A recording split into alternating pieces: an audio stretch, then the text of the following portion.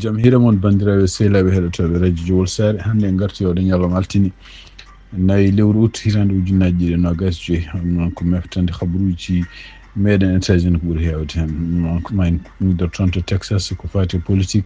hakkude démocrate en républicain ci caggal mumen jeeya toon to Washington hono kanko ministre toppiti ko fati justice o ummanade oɗo sa joni ancien président Barack Obama enquête mayn juttu toon kadi toon to Washington hande hono kamɓe département justice ene wayni ko minuit hande woni non deadline mabɓe yoɓe jaaɓe oɗo juge mo ganduɗa calliɗo oɗo sa joni hono dossier kanko epsinoppe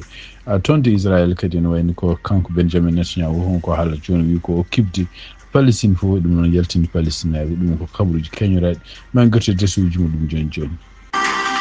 bandiraɓe sehlaɓe heɗotoɓe radio Jowol Sare jaam hiirama toon to États-Unis ɗum noon ko toon to Texas jeyata ene wayni ko kamɓe démocrate et républicain je ko haare mawde woni toon ɗum noon ko caggal nde kamɓe républicain joguiɓe toon keewal toon to congrès mabɓe nde ɓe jaltini kadi décision mo ganduɗa en yamirore Donald Trump yoɓe mbatta so won nokkuji ɗi ganduɗa démocrate en goni pecca ɗum beele républicain je ne daña hen jonɗe ɗum noon toon to sud représentant ji walla jonɗe mim toon to congrès mo États-Unis ɗum no ko mbiyata gerrymandering noon ko konngol anglais firti tan ko wadde peeje fof beele ene wayla yimɓe wonɓe e ɗiɗo nokkuji taw wiyede wonde ko ɓeeɗo en ɓuuri hewde ko wonande parti tel walla parti tel ko ɗum woni donc kamɓe républicain kamɓe démocrate en ene wayni ko ɗeɗo balɗe tati fof ɓe jalti toon to Texas jeehi nokkuji goɗɗi ɗum constitution Texas no wiri wonde ko so tawi ɓe jeehi kamɓe yimɓe heddiɓe toon to congrès toon to Texas ɓe dañani ko wiyete quorum ɓe dañani ko wiyete en minimum yimɓe potɓe wonde toon pour ha mbawa wodde ɗiɗon luwaji ene wayno ko ɗiɗon luwaji mbawa wotede ko yalti ñalawma hono kanko gouverneur mo Texas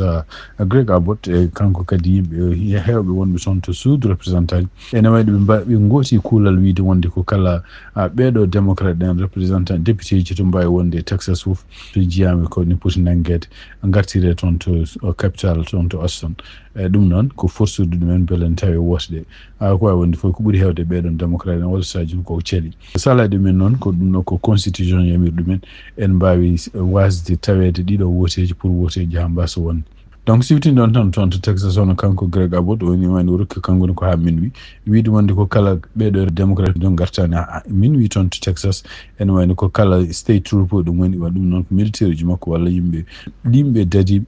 ɗum pote maɓɓe fof yo nannguɓe gartiriɓe ɗum ɗon nane wayno kanko Greg Abbott wi wonde aussi so tawi ɓe gartani ha minuit mo kanko hoore mum mo wad kuulal o ɗaɓɓa ɗum toon to congrès mabɓe pour ɓe mbawa yaltinde ɓeɗo démocrate en heftude place uji men ɗum ɗon noon ko hunde nde ganduɗa haraleɓe ko fati e droit ɓe mbi ko hunde nde wawa wonde hande tugnade kamɓe démocrate en koɓe kala ɗum ɗo ko Donald Trump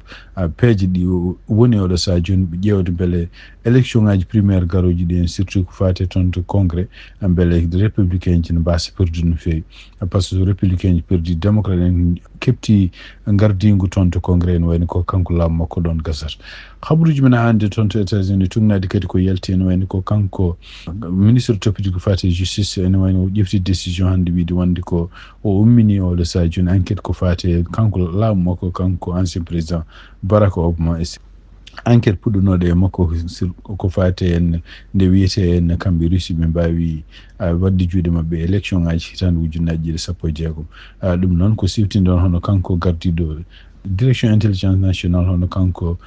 Tulsi Gabbard ene wayno ko kanko hoore makko ngol o yaltini lettre kayit ñanden o wi wonde ko ene wayno ko caggal nde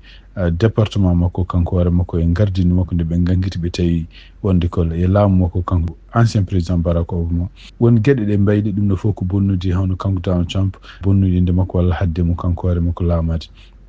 ko wawi wonde fof e nden ɗiɗo woteji hitande ujunnaji 16 hollanoma hen noon kamɓe Russie ne wayno ko hayso ɓe mbaɗani hen juuɗe mabɓe no fewi ene wayno koɓe ɓurno yidde ko Donald Trump kañum hawre mum gaño contre Hillary Clinton hande ene wayno ko toon to États-Unis hono kanko juge goto gonɗo toon to Florida omo nangti hande décision makko pour wiide kanko hoore makko o yiiɗa woppude ɗeɗo geɗe kalateɗe kanko Jeffrey Epstein o woppude ɗum ɗum noon rokkuno ko hannde hono ha minuit hannde rokkuno ko département justice yo addanmo provage yo addanmo geɗe ɗe ngannduɗa en kañum koye minen jogui pour forcedemo yo oppu ɗiɗo kayitaji ngoppite sifti noon tan ko kanko Donald Trump ene wayno ko sakiti ko en laamu makko fof ene wayno ɓene continue wiide wonde ko alay saago ɓe keeɓa geɗe ɗe ngannduɗa patuɗe e kayitaji oɗo suku debbo biyeteɗo Ghislaine Maxwell ɗum noon ko neɗɗo liggottonoɗo kanko Jeffrey Epstein e kadi ko neɗɗo gaddantunoɗo mo sukaɓe rewɓe ko wawi wonde fof ene wayno ko oɗo sa joni hono kanko juge gonɗo toon to Florida o kufɗo oɗo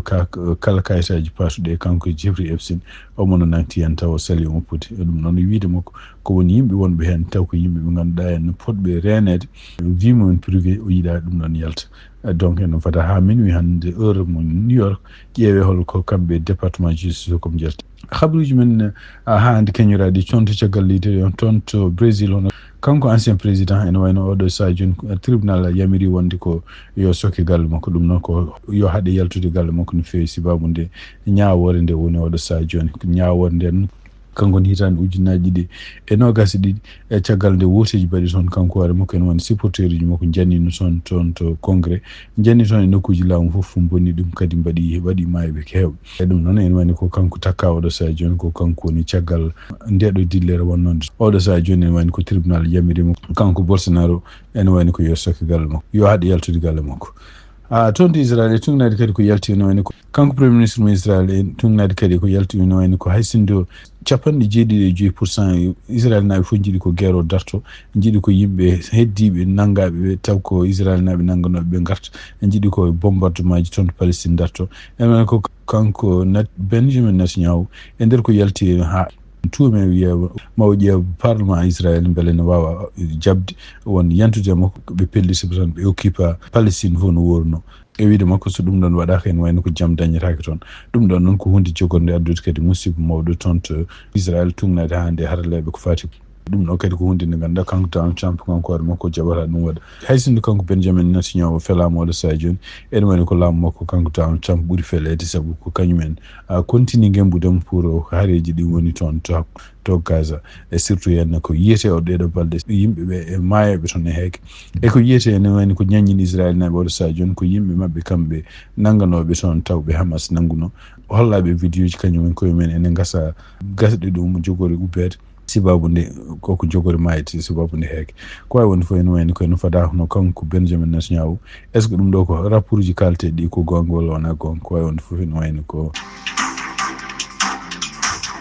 bandiraɓe sehlaɓe heɗotoɓe radio Jowol Sare ɗi habaruji jogonno on habaruji keñaɗi meftande habaruji États-Unis e habaruji international seeɗa yen mbaale jaam ha janggo kadi so Allah jaam on jarama.